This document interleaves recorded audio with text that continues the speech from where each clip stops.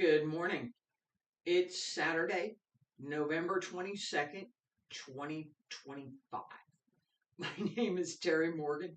We're here to practice Wudang Qigong, Tai Chi, Bagua, talk a little bit about martial arts philosophy, and this week I'm focused on the question of history and philosophy as it relates to how we learn. So there's what I've learned, there's the art, what I've learned, my background, everything that I do that contributes to what I look at, what I pay attention to, and how I move within the arts, and the teacher. Who's teaching? What's the teacher do? Right? Those three combine to give us whatever it is that we're doing. So my movements reflect two of my teachers, Huang Wenlun and Liu Zhang. I learned Yang style from Huang Wenlun. I learned Wudang style, Bagua, Xingyi, sword, and a whole bunch of other things from Professor Liu. My time spent with each teacher was very different. I spent about 3 years with Huang Wenlun. I spent close to 30 years studying with Professor Liu. Those distinctions matter for everything that I do. And if you're studying from me, if you're learning from me, it makes a difference. It does. My perspective on the arts, on what I've wanted to learn, what I've studied, what I pay attention to, what I think is important. And I'm the teacher, right? What I think is important, and what my teachers have taught me is important. All of that comes together in my own practice. That happens for every person who practices anything. It does.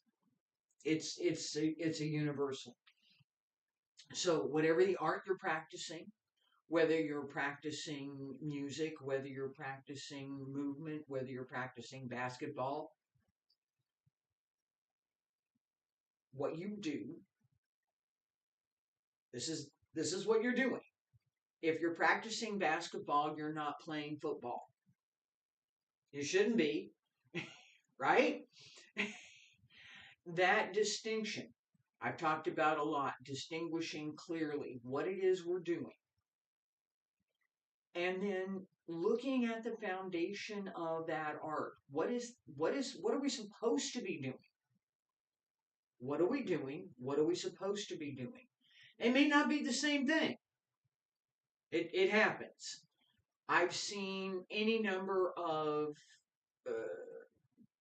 things that did not conform to fundamental principles. What are those fundamental principles? Well, being able to stand straight, keep your weight well distributed,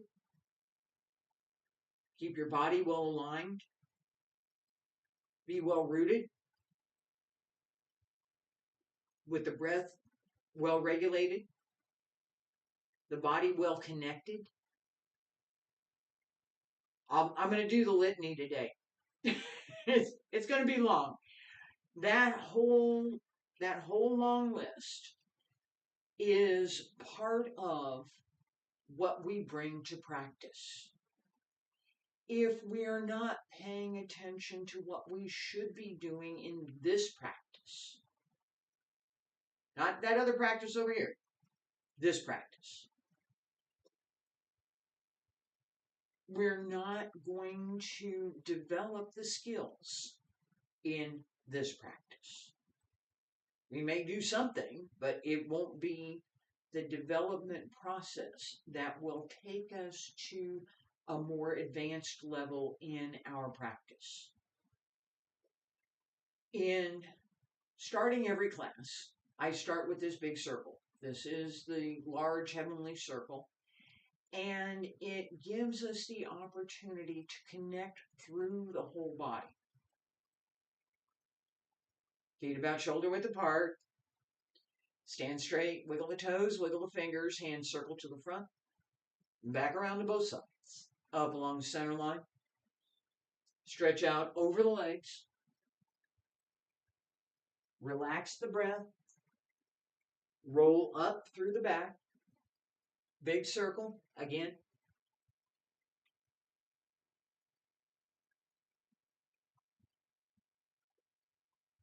Each time, pay attention to connecting through the whole body so that you feel each part of the body move.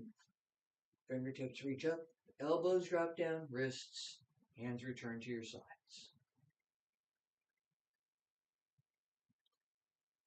This simple set and a series of basic movements are foundation for everything that we do. If we don't have a solid foundation, if we can't stand here, if you can't stand here, right? Just stand. Everything else will be off balance. This is hard to do. It's not an easy thing. All right, I'm gonna move around a little bit. It is hard to do. That balance and placement through the whole body that makes it easy to stand there takes work to achieve. Once you have it, it's not as difficult. What comes up next is that imperative, that sense of, I have to move, I have to do something, right? I have to do something. What you see now is me trying not to move. That idea, being still, is imperative in all of our practice. From stillness comes movement. Within each movement, there must be stillness. This is part of the practice. This is part of the philosophy. This is part of how we achieve a more advanced level. It's not through calisthenics. It's not through technique. It's through being quiet. Because as we are quiet, the mind is quiet, the heart is still, the spirit is tranquil. We can let go of appearances, and all things return to their root. That is looking outward. We also use that to look inward. All of the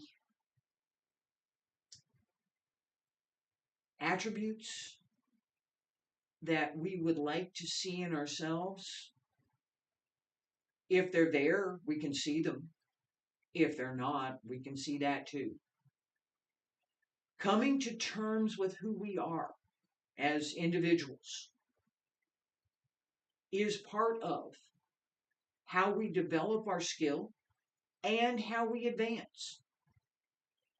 If we don't come to understand what we can do and how we are going to deal with it, we can't go anywhere. I got baggage. It has to come with. What do I do with that? I learn how to use it. That skill is part of how we develop through the years. This is not months, this is not weeks, years. How we develop through the years so that our practice can be sustained, that we can develop the skills, not just keep practicing and doing it over and over and, well, I'm bored with this. What do I do now? I have yet to get bored with any of the art that I've learned, any of the arts, I should say. The level of development that I have is not finished yet. I'm still working on it. That's why I still practice. I'm still working on it. There's still something more that I would like to learn. There's still something more that I could do. There's still something more that, well, I know, maybe not this, but I could do that, right? I'm never going to do a flying spinning jump kick. It's never going to happen. I might. I could go down to the circus place and they could put me in a harness and I could try it. It's never going to happen. It's not. I know people who can do it without effort. Up, down. Okay, next. I can't. That skill is something that I know exists. I've seen it. I know people who can do it. I recognize that it's not my skill. It's not something I can do. I might try. I did at one time. I did. Didn't happen. Didn't happen. I I could try. Today, probably not. That recognition, what I can do, what I can't do, what I'm good at, what I'm not good at, matters for me and my own practice. Recognizing that, understanding that, I'm not limited to this particular thing. I am, right? What can I do, what I can't do? The person who can do that flying jump kick, that flying spinning jump kick, will have difficulty standing. Their natural inclination is to move and to be buoyant. I'm going up. That's how you get up there. It is. The level of skill to stand quietly for a longer period of time, to sit quietly in meditation for a longer period of time, is different than the practice that is required to do the more athletic movements. Now, when I was younger, I could do a lot of things that I don't do anymore. That difference matters as well. That recognition matters as well. If we don't pay attention to what we can do and what we can't, we won't ever be able to do anything. I talk about this and we're going to do a little bit here in just a second. I talk about this in practice and movement. I have stronger legs, I do, than shoulders. My arms are not that strong. My legs are pretty good. My arms not so much. My arms are never going to be that strong. My greatest strength physically is through my hips, not through my shoulders. Okay, me doing a shoulder throw? Mm-mm. My teacher tried to talk to me about that in Bagua. No, it wasn't going to happen. Could I do a shoulder throw here? Sort of, but this is more hip. I've got my shoulder as part of it, but my hip is taking the force. Yeah, if I try and go this way, not going to happen.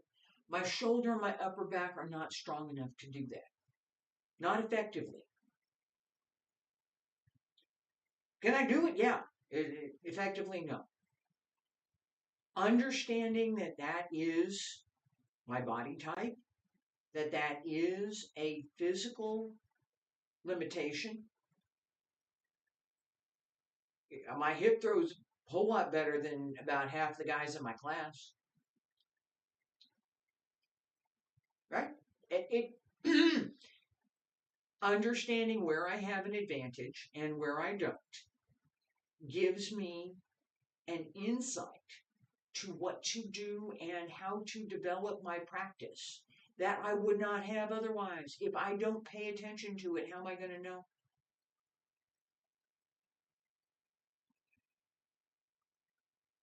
In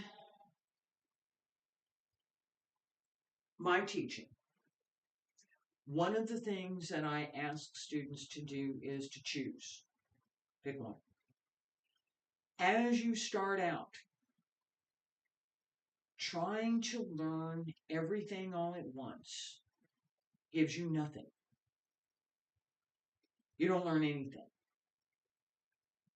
So when I was teaching group class, I said, we're going to practice these basic things, and then we're going to decide, y'all going to decide what you want to learn.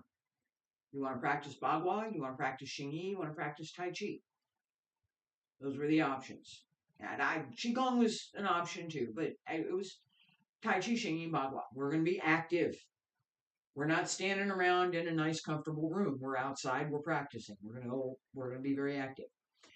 Now, once we divide it up into groups, you practice Tai Chi over here, you practice Bagua over here. Everybody can choose to change, but not at the same time.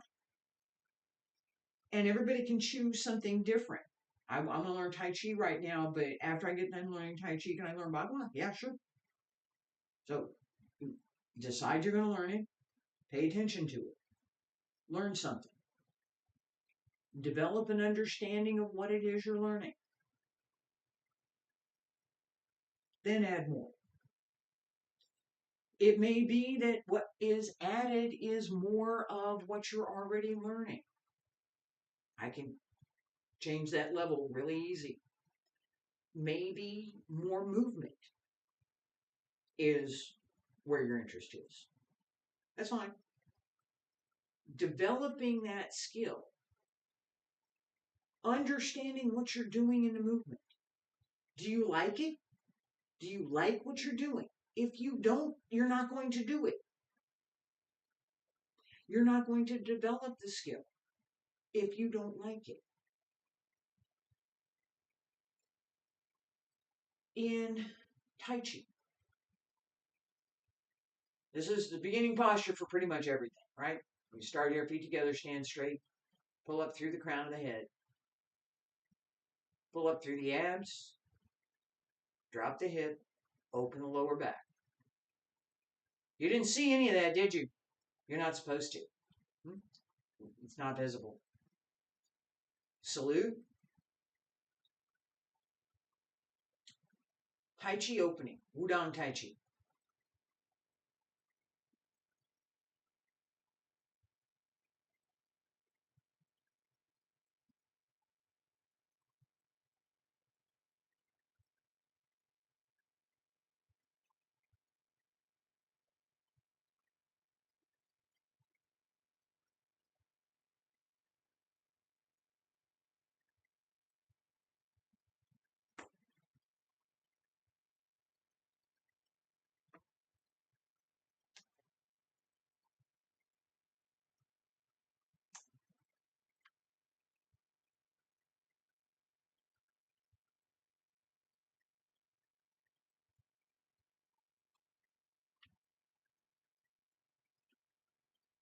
Each of my movements was quiet and deliberate.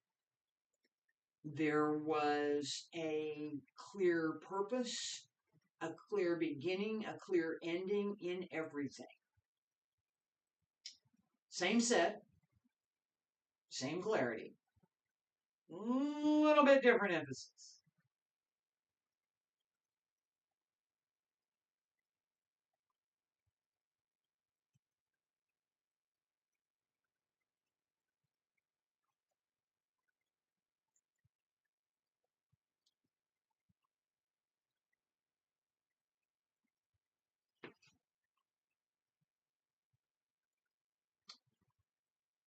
That was the advanced version.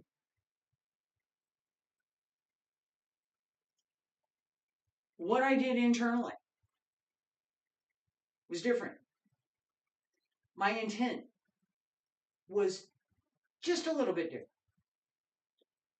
My purpose was to show the difference between basic practice and more advanced practice, and to try to illustrate that difference as my practice developed. This is my very beginning. Here's the basic stuff, right? Do this, do this, do this next, right? As practice develops, we begin to learn more about the nuances in the movements. We begin to learn more about the applications in the movements. We begin to learn more about the inner circulation and what we're doing with the movements.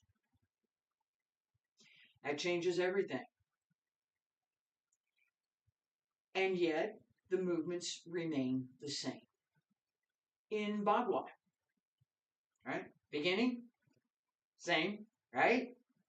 My hand position is a little bit different, and I'm talking about that for a second. When I start out I have to, let's see, yeah, kind of. I'm trying to get the picture here. There we go. I just have to do it here. All right.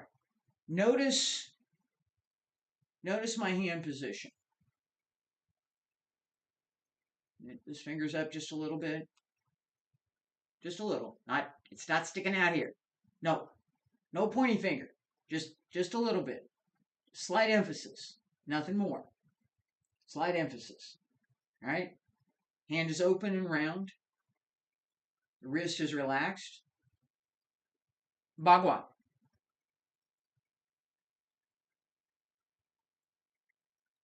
Notice my hand position. The thumb is in. Palms closed. Fingers are close together. It's not this. It's this. As we start each set, no matter what set you're practicing, pay attention to what you're doing. Okay, feet together, stand straight. What am I going to do? I'm going to do Bagua. I'm going to walk the circle. Okay, Bagua. All right, salute. What do I do for Bagua? I turn the foot, turn the body. Okay, come around. All right, now, walk the circle. Close. That was, it's kind of intermediate. At the beginning, stand straight. Pay attention to the hands, right? Pay attention to what you're going to do. It's a turn. Turn the left toes out. As you turn the toes, turn the body around the leg. Sink, close the right foot, bring the right hand underneath, the left hand across the shoulder, and then turn back around and uncross the hands as you turn to the center.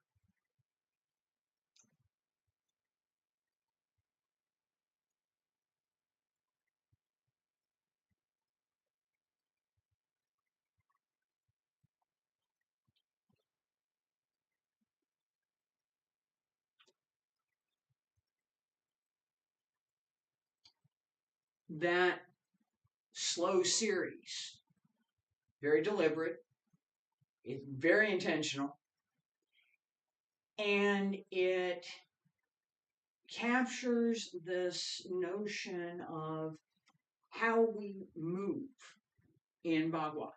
The idea that I keep going is very important. Here, I'm doing this backwards here. So turn.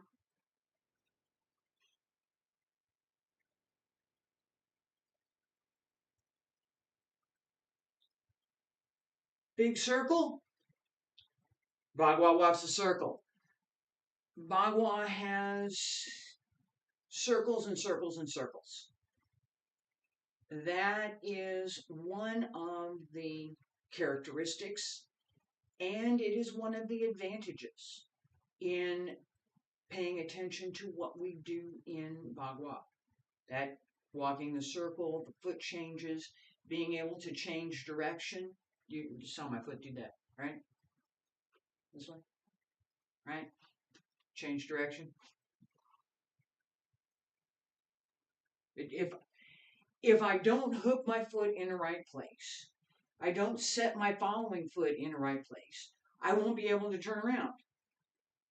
If I do, I can do very good turns with effect. The physics of working with a circle is different than working with the physics on a straight line. Xingyi works on a straight line. Xingyi, right?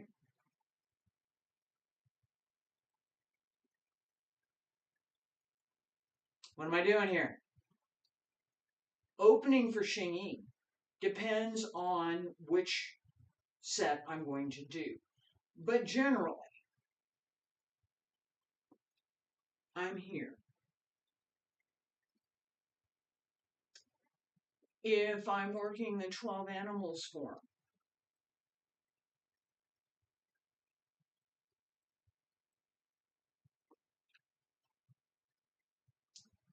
not here.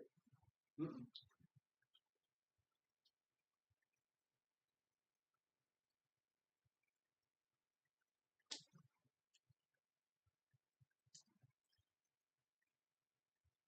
Different opening, I end up here, right? 5 elements, salute, open,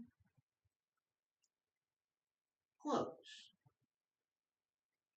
Petron. Go the other side. Petron. 12 animals. Salute, open, close.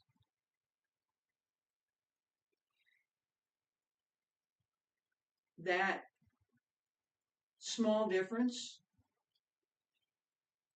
is a distinction that carries more than just this particular movement. Being able to do this takes a bit of practice. And it's not a flourish that we're adding on. Oh, that looks great. Let's do that. There is a part of this turn that is carried through the lower Tantien to the center. So that as we close the fists, we return that energy to the lower Tantien. That part of what's going on is not visible. It's not. You can see a little bit the difference on the outside, but the inner workmanship is not externally apparent. And that is one of the things that I'm really beating up on in this idea of knowing what we're doing and understanding what the art asks us to do. Because so often that understanding is incomplete. I have an incomplete understanding, and I've been working at it for 40 years. I know that there are people who have a greater understanding of the arts and the philosophy behind them than I do. My teacher does. Right? That recognition helps me in so many ways. First, it gives me a perspective on what I'm doing and what I'm learning. There's more. And I would like to learn more. Advantage, right? It's not somebody knows more than I do. Well, It's, no, I appreciate that somebody knows more than I do. I'm really happy to learn. That respect and that recognition that there is something that I don't know yet. I've been working at it, like I said, I've been working at it 40 years, and there's more that I don't know.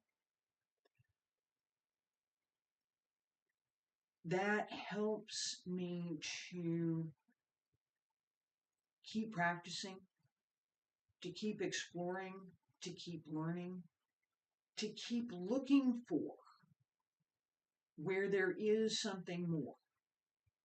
Because every time I look for it, there is.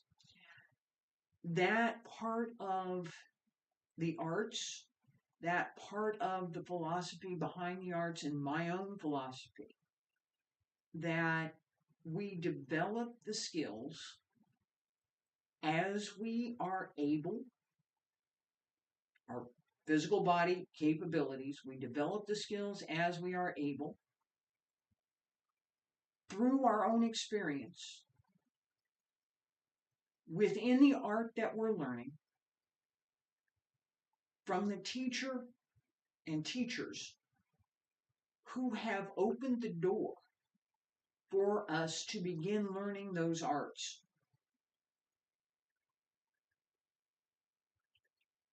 All three of those combine together to give us whatever it is we can do. Recognizing what we can do. Giving ourselves credit for what we can do. Acknowledging our limitations. And understanding what the arts can give us is part of how we develop our practice, how we achieve a greater level of skill, and how we gain the insights to what it is we're doing. Thank you for being here with me this morning. I appreciate it. I'll be back next week. Bye.